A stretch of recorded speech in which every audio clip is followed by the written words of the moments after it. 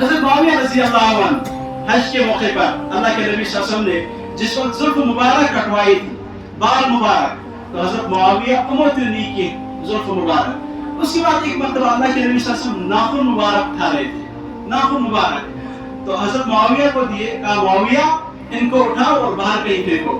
تو حضرت معاویہ نے کہا یا رسول اللہ اگر آپ کی اجازت ہو تو پھر میں اپنے پاس رکھوں. کہا ہاں رکھو، کوئی مسئلہ نہیں. تو حضرت معاویہ نے بال مبارک کو بھی اور پھر وہ ناخن مبارک کو بھی ایک ڈبیا میں محفوظ کر کے رکھی.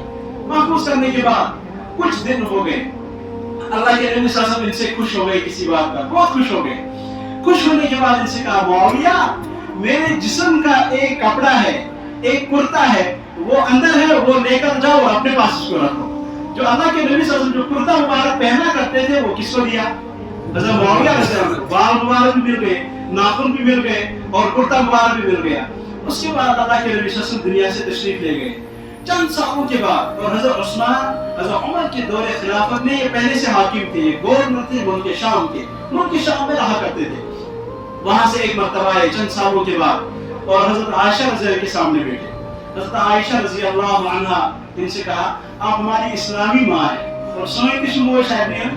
تو حضرت معاویہ نے کہا آپ ہماری اسلامی ماں ہیں، میری بھی ماں ہے، میری ایک خواہش ہے، اگر وہ آپ پورا کریں گی تو آپ کی ماں ہے، ماں تو ہر خواہش پوری کرتی ہے، لہٰذا آپ ضرور وہ خواہش پوری کریں گے. تو حضرت عائشہ نے کہا کیا خواہش ہے؟ کہا عائشہ وہ چارپائی جس پر نبی سوتا تھا مجھے وہ دے دیجیے. اور اس کے بعد کہا وہ چارپائی جس پر میرے پیغمبر کا جنازہ اٹھایا گیا وہ چارپائی مجھے دے دیجیے. حضرت عائشہ نے کہا انکار تو نہیں کر سکتی ہوں، آپ اب بیٹا سمجھ کر یہ چارپائی بھی لے لو. ملک شام لے کر گئے.